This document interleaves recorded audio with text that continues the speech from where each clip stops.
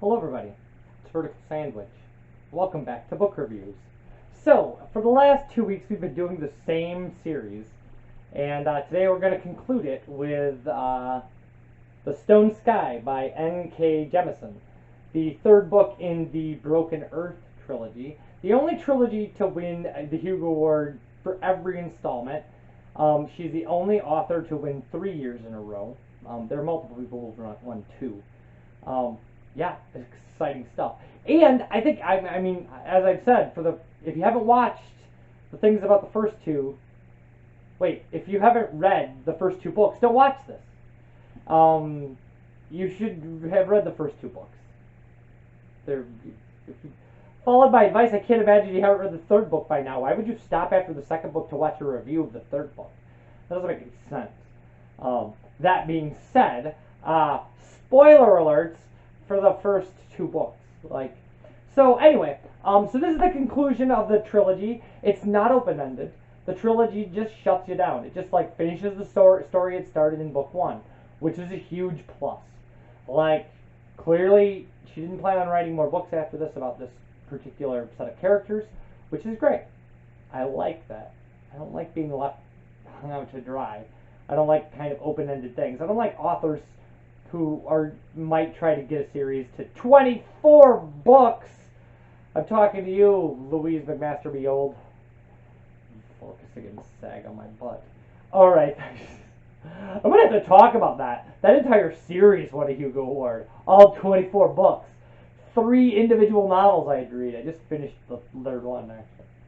Okay, the final season falls. Essen has mastered the obelisk gate, but halfway across the stillness a pretender rises, Nassen. As the icy white eye of the moon opens above the world, ancient battle lines are redrawn between mother and daughter, Stone Eater and Origine, slave and rebel. The destruction of humankind, or something worse, looms nigh.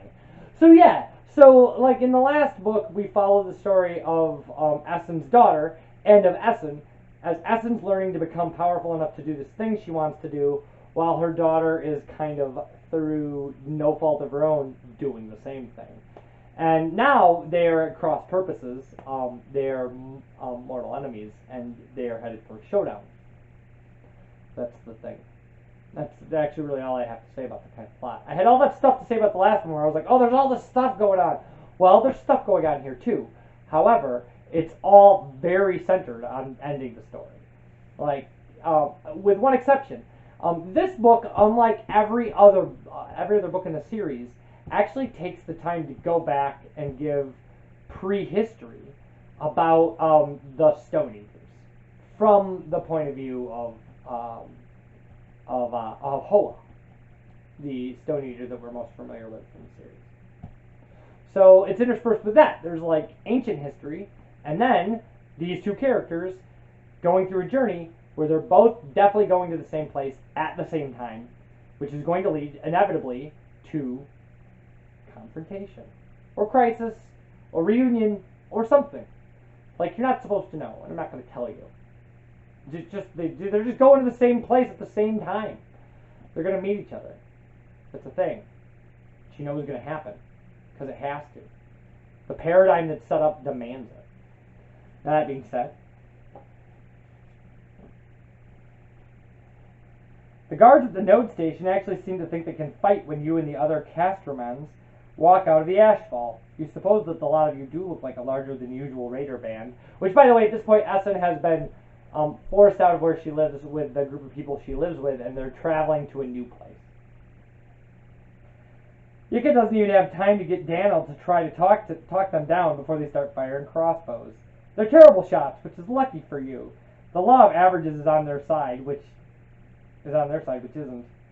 3 Castermen go down beneath the bolts before you realize Yika hasn't got a clue how to use a Taurus as a shield. But after you've remembered that you can't do it either, without consequences. So you shout at Maxine, and he does it with a diamond precision, shredding the incoming bolts into wood-flecked snow. Not so differently from the way you started things off in Tiramo that last day, which when we read that part too. He's not as skilled now as you were then. Part of the Taurus remains around him. He just stretches and reshapes its forward edge to form a barrier between Castrima and the big Scoria gates of the node station. Fortunately, there's no one in front of him, after you shouted to people to get out of the way. Then with a final flick of redirected kinetics, he smashes the gates apart, and ices the crossbow wielders before letting the Taurus spin away. Then while Castrima's strongbacks charge in and take care of things, you go over to find Maxine sprawled in the wagon bed, panting. Sloppy, you say, catching one of his hands and pulling it to you, since you can't exactly chafe it between your own. You can feel the cold of his skin through 4 layers of clothing. Should have anchored that Taurus 10 feet away at least. He grumbles, eyes drifting shut. His stamina's gone completely to rust, but that's probably because starvation and orogeny don't mix well. Haven't needed to do anything fancier than just freeze people for a couple of years now. Then he glowers at you. You didn't bother, I see. You smile wearily. That's because I knew you had it. Then you scrape away a patch of ice from the wagon bed, so you can have somewhere to sit until the fighting's done. When it's over, you pat Maxine, who's fallen asleep. That's not the pronunciation of the name. It's like Mazize. It's Maxixe. So Maxize. Mazize. Who's fallen asleep and then get up to go find Ika. She's just inside the gates with Esne and a couple of other strongbacks, all of them looking at the tiny paddock in wonder. There's a goat in there, eyeing everyone with indifference as it chews on some hay. You haven't seen a goat since Tiramo. First things first, though. Make sure they don't kill the doctor or doctors, you say to Ika and Esme. They're probably barricaded in with the node maintainer. Lerna won't know how to take care of the maintainer. It takes special skills. He paused. If you're still committed to this plan.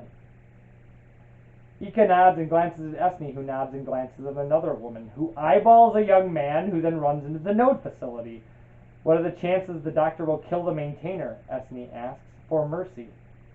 You resist the urge to say mercy is for people. That way of thinking needs to die, even if you're thinking it in bitterness.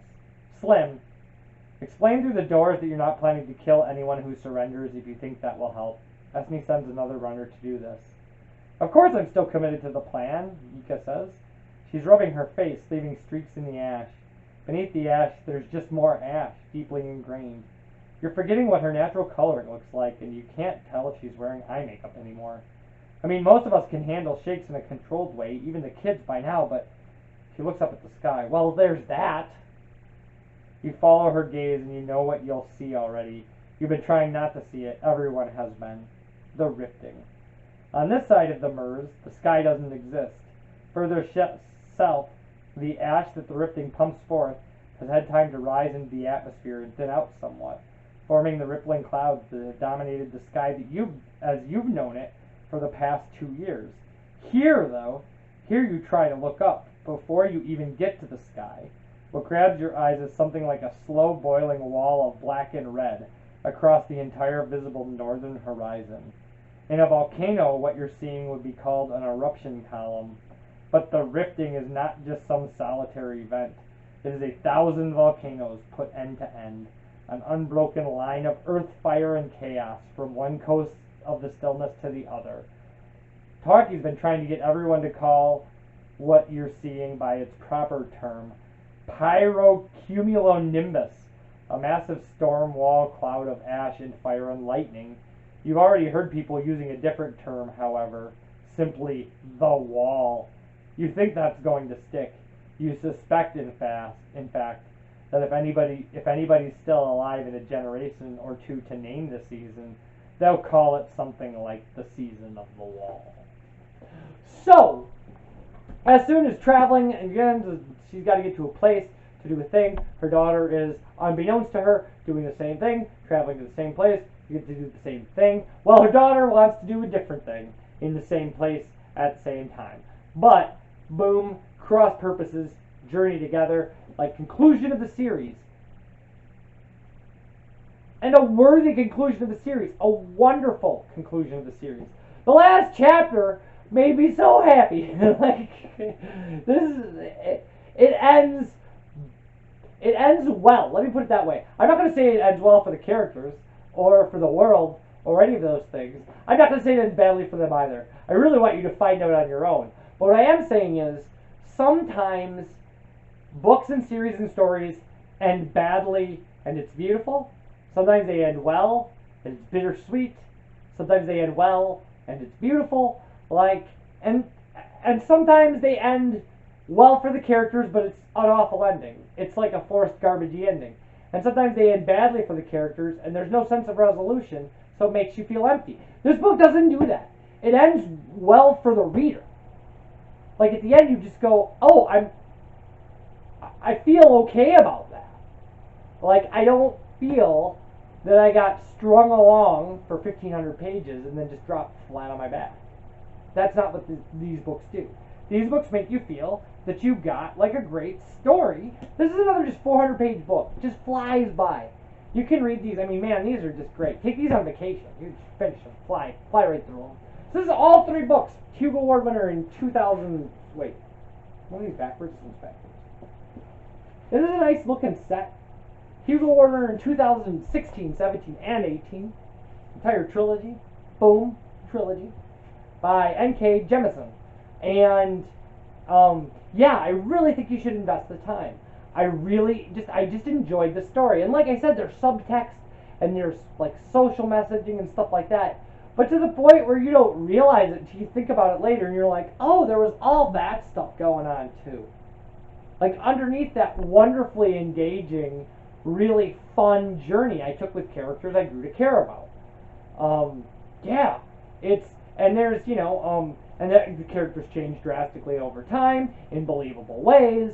Like, those things are important, right? Like, you don't want a character to be a villain for 99% of a book and then just turn out to be the hero at the end. That doesn't make any sense. You don't want a character to be a hero and then just turn out to be a villain. Like, it's fine for a hero to turn into a villain. Like, it's fine for a good person to turn into a bad person. Or vice versa. But those things need to be believable. Those things happen, but they happen in ways that are understandable. At least in fiction. At least in books, it's understandable. That being said, I think these books accomplish that. They take you through the lives of characters and their changes and their struggles, their conflicts, their successes, their failures, and like you grow to know them, and so then at the end when things happen you go, those are the things that happened, and you just go on. Like, you feel satisfied that you read a good story. You didn't waste your time like on 3 books of the Riverworld series to be let down in the 4th one, or anything else, or 5 books of the Foundation series to just get to the end and be like, that was the thing? It was that garbage? Yeah, I have a chip on my shoulder about that. Or the 3 Body Problems series. I get to the 3rd book and be like, your first 2 books were masterpieces. Why did you write this? Like, why? Why would you write this? That being said, this series holds up amazingly. And like, I really loved it. I enjoyed it so much. It was such a delightful set of reads. And I think you should read it, and I think when you're done, I think you should think about what N.K. Jemisin was trying to tell you underneath the story. Because I think it's kind of obvious once you realize it. I'm not going to spoil it for you, but I think you'll get it. Because that stuff is important too. It's so important.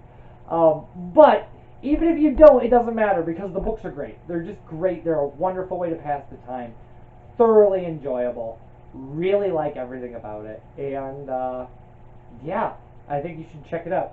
So yeah, the Broken Earth series, amazing fantasy series. Amazing. Or maybe / sci-fi series. All 3 are Hugo Award winners, and I think you should read every one of them. So when we come back, we'll be doing something in my next session. It won't be the series because we already did this, and I will see you guys for that. So you guys take care. Bye, everybody.